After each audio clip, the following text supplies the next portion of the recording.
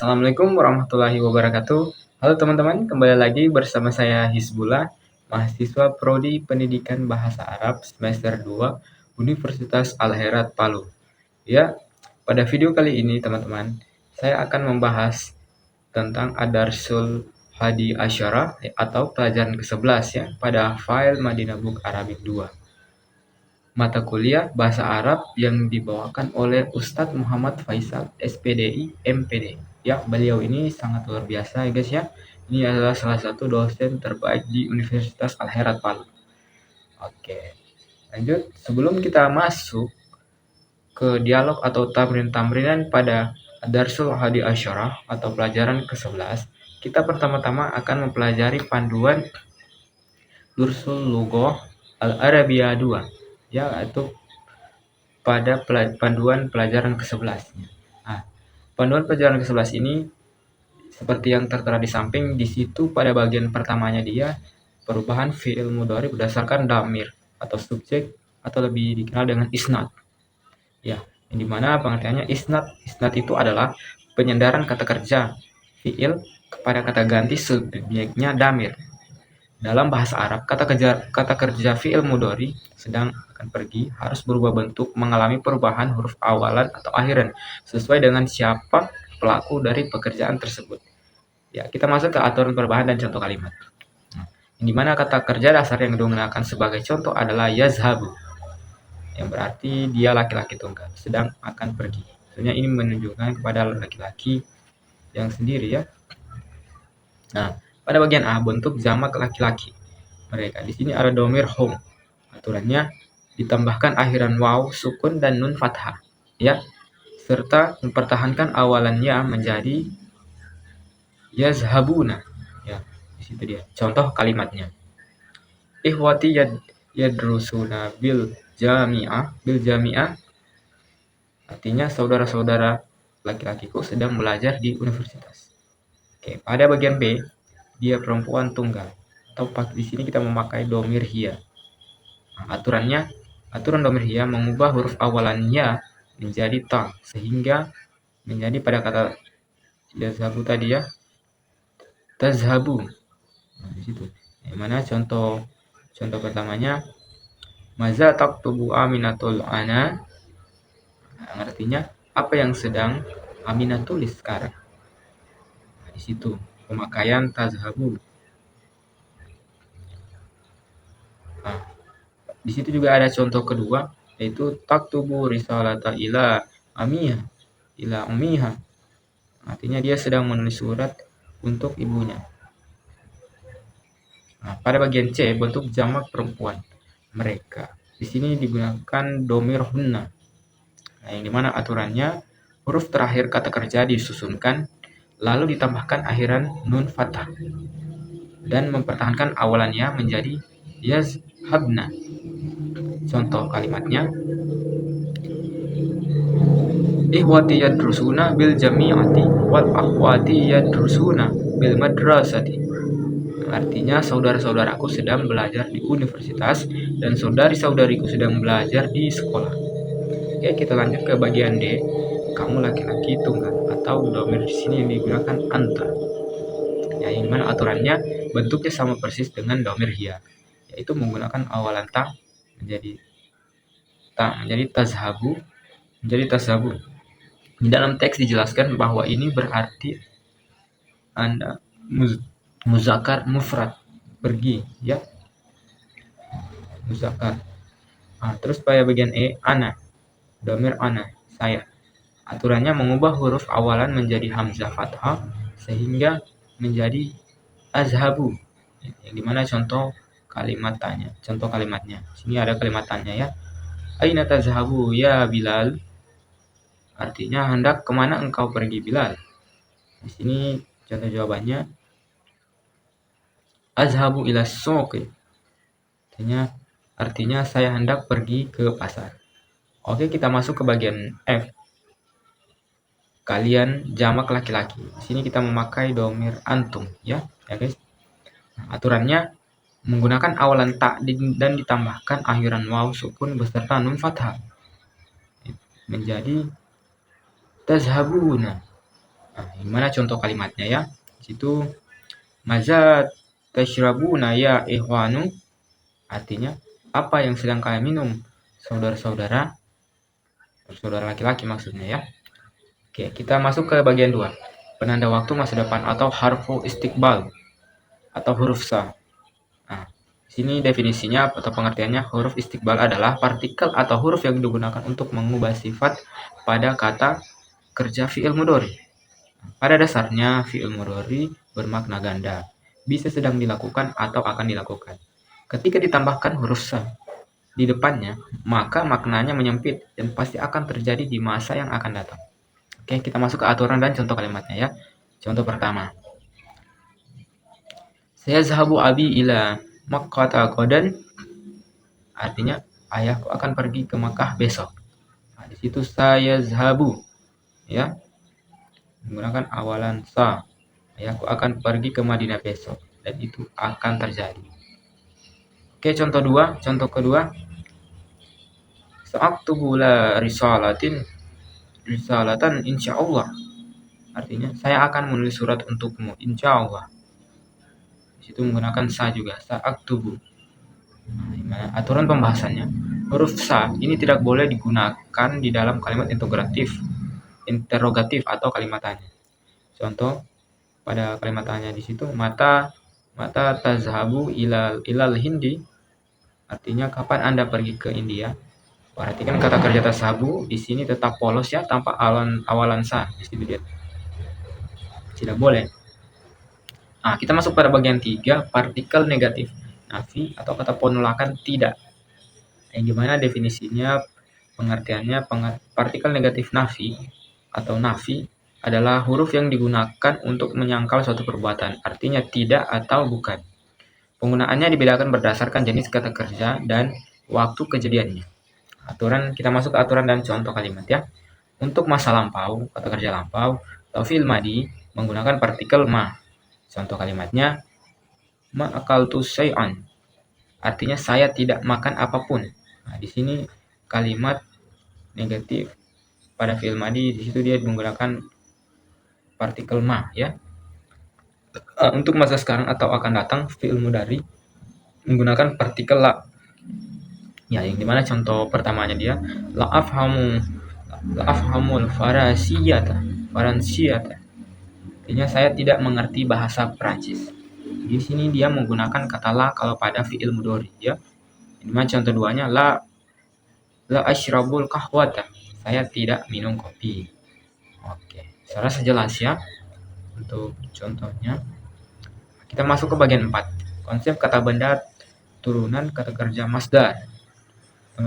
Konsep kata benda turunan atau kata kerja atau masdar, dimana pengertian masdar adalah kata benda atau isim yang terbentuk atau diturunkan dari kata kerja. Berbeda dengan kata kerja, masdar adalah murni nama dari tindakan atau kejadian tersebut, sehingga tidak terikat oleh waktu dan tidak memiliki pelaku atau subjek. Karena berstatus kata benda isim, maka masdar bisa menerima alif lam dan juga tanwin. Oke, kita masuk ke aturan dan contoh kalimatnya ya. Bahasa Arab memiliki banyak pola masdar, tetapi pada bab ini kita hanya fokus pada satu pola dasar saja, yaitu pola fa'ul. Yang dimana polanya itu perubahan dari kata kerja lampau, dari madi ke kata kerja sekarang atau fi'il mudhari, terus masuk ke kata benda atau masdar. Nah, contoh pertamanya itu di situ dia kata kerja dohala, dia telah masuk di situ madinya, fi'il madinya dohala masuk, dan yazhabu dohala dan yadkhulu, atau dia sedang masuk. Nah, dia ubah ke masdar dahulun dia ya, masuk. Terus contoh kedua, pada kata kerja kharaja atau keluar, di situ dia kalau dia diubah ke masdar menjadi khurujun. Terus contoh ketiga, sajadah, sujud, jika dia berubah ke masdar sujudun. Begitupun pada kata kerja raka'a atau ruku, jadi jika dia diubah dalam bentuk masdar situ raku'un. Nah, pada contoh kelima, jalasa, duduk, kalau dia diubah ke dalam bentuk masdar berbunyi jalasun. Oke, kita masuk ke contoh penerapan masdar dalam kalimat. Nah, ini mana di situ contoh kalimat yang pertama, ad-dukhulu mamnu'un, artinya dilarang masuk. Kata ad-dukhulu dimasuki alif lam, ad-dukhulun. Ya. Situ masukkan alif lam ya. Terus pada contoh kalimat kedua, ar-ruku'u qabla sujudi. Artinya ruku' adalah sebelum sujud. Nah, ini mana di situ pada kata ar-ruku'u itu masuk dia alif lam. Cuman alif lam dia ya. Oke, pada contoh kalimat ketiga, kharajna minal fasli qabla khurujal mudarrisi. Artinya kami keluar dari kelas sebelum keluarnya guru. Ya, itu tadi contoh penerapan masdar. Kita masuk pada bagian kelima, penggunaan kata sambung perincian atau amma. Di mana pengertian kata amma di sini adalah partikel syarat perincian yang memiliki arti adapun. Ya, kata ini seringkali digunakan ketika kita sedang berbicara atau menjelaskan tentang dua hal atau lebih yang memiliki rincian atau keadaan berbeda atau membandingkan kondisi ya. Nah, yang dimana aturan bahasanya ada aturan mutlak dalam struktur kalimatnya. Khabar, informasi atau predikat yang terletak setelah kata amma wajib hukumnya diawali dengan huruf fa yang berfungsi sebagai jawab atau pengikat kalimat rincian tersebut. Nah, yang dimana contoh kalimatnya ya. Contoh 1, berdasarkan menanyakan asal negara. Min aina anta? Jawabannya, ana min Almania, amma Bilalun fahuwa min Pakistan, wa amma Ibrahimu fahuwa minal Yabani. Artinya, saya berasal dari Jerman, adapun Bilal maka dia dari Pakistan, dan adapun Ibrahim maka dia dari Jepang. Nah, di situ banyak menggunakan amma adapun ya setelah kalimat pertamanya ya. Nah, yang mana ana minal ma'iyya minal almaniyya, terus di situ ada amma wa amma. Oke, kita masuk ke contoh kedua, menanyakan tempat tinggal. Aina yaskunu ahuka wa ahtuka? Artinya di mana saudara dan saudarimu tinggal? Nah, jawabannya di situ, ukhti taskunu ma'i amma akhi fahuwa yaskunu ma abi wa ummi. Saudariku yang artinya saudariku tinggal bersamaku, dan adapun saudaraku maka dia tinggal bersama ayah dan ibu. Di situ digunakan kalimat amma juga, amma akhi fahuwa yaskunu ma abi wa ummi. Oke, pada contoh kalimat ketiga, menanyakan harga barang. Di situ contoh kalimatnya, bikam hazanil qalamani. Mana jawabannya, haza bi riyalin, amma zalika fabi asrati. Artinya ini harganya 1 rial, adapun itu makanya harganya 10 rial. Itu tadi contoh dari perubahan bentuk masdar ya. Bukan masdar, sorry. Amma, penggunaan kata sambung amma, perincian. Amma yang berarti adapun. Nah, kita masuk pada bagian ke-6, perbedaan kata pemilikan akhi dan akhunli. Di mana pengertian dan perbedaan isim. Poin ini membedakan cara pengungkapkan kepemilikan hubungan darab berdasarkan kejelasan objeknya, menggunakan konsep isim ma'rifah dan isim nakir.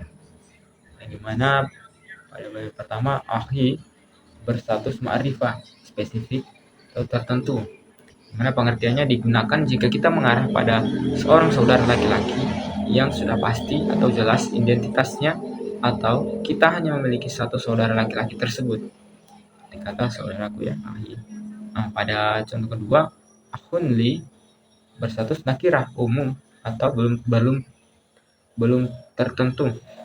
Ini mana pengertiannya, nakira ini digunakan ketika kita bermaksud mengatakan salah satu dari beberapa saudara laki-laki yang kita punya. Bentuk ini mengindikasikan bahwa kita memiliki saudara laki-laki lainnya dan belum menspesifikasikan yang mana orangnya. Ya. Oke, itu tadi panduan dari Ad-Dursul Lughah Al-Arabiyah 2 ya. Sekarang kita masuk ke dialog. Dialog Darsul Hadi Asyarah pada Madinah Book Arabic 2 ya. Berikut kita akan mendengarkan dialognya.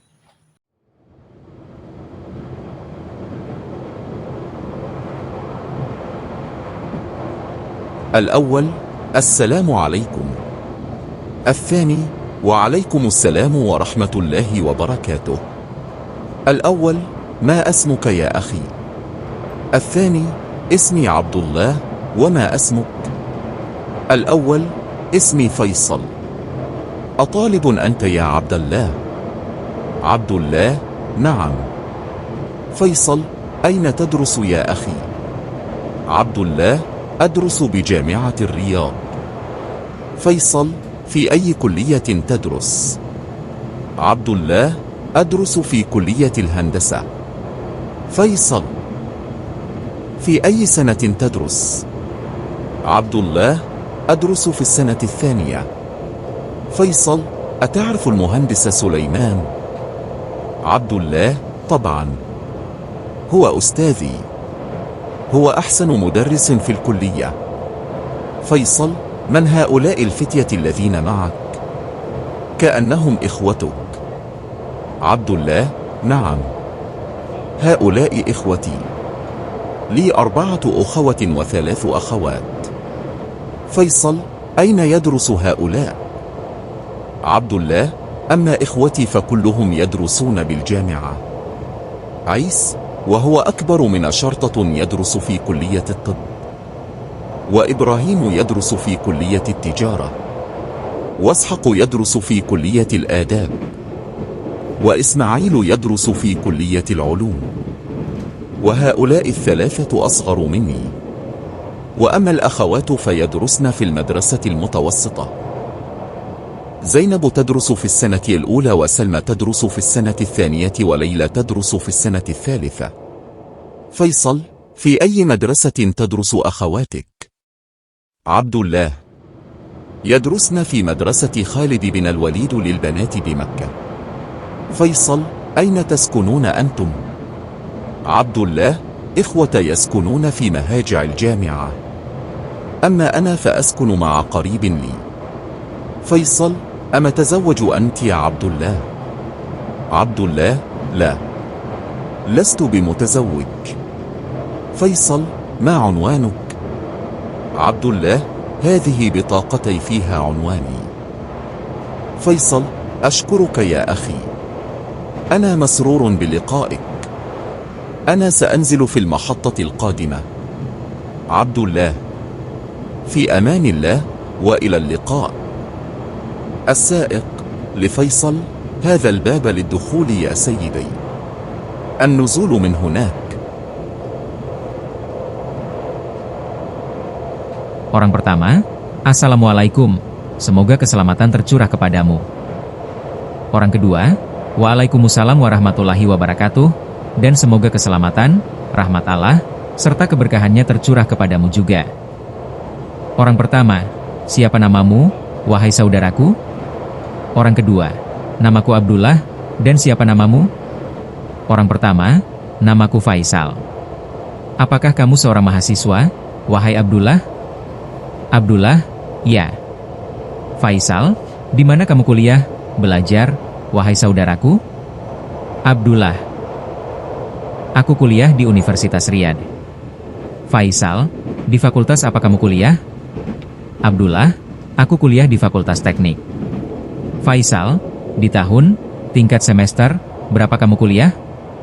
Abdullah: aku kuliah di tahun kedua. Faisal: apakah kamu kenal Insinyur Salman? Abdullah: tentu saja. Dia adalah dosenku. Dia adalah guru, dosen, terbaik di fakultas ini. Faisal: siapakah para pemuda yang bersamamu ini? Seolah-olah mereka adalah saudara-saudaramu.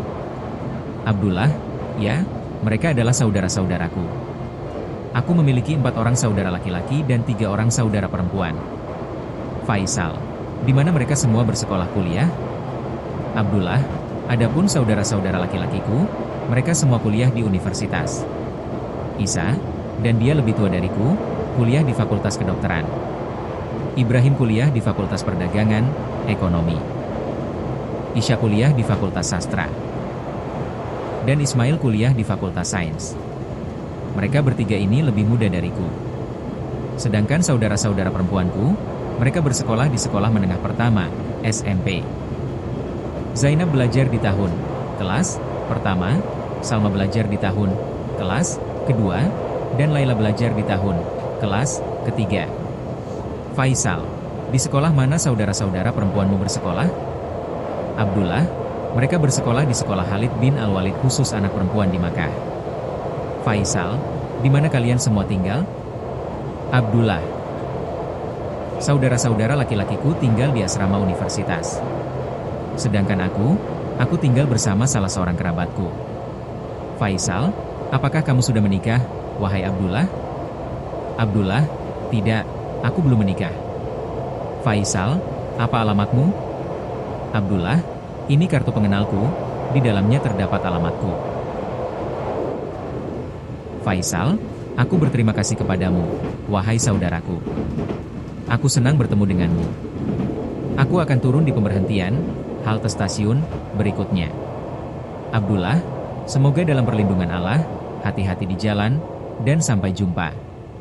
Supir, kepada Faisal pintu ini untuk masuk, wahai tuan. Turunnya lewat sana. Oke teman-teman, itu tadi ya dialog yang ada pada Adarsyu Al-Hadi Asyara. Baiklah, itu tadi ya sekian yang bisa sampaikan pada Adarsyu Al-Hadi Asyara. Ya, lebih dan kurangnya mohon dimaklumi ya. Mohon dimaklumi karena saya masih dalam proses pembelajaran. Yang benar datangnya berasal dari Allah, yang salah berasal dari diri saya sendiri. Ya, saya tutup. Allah musta'an. Assalamualaikum warahmatullahi wabarakatuh.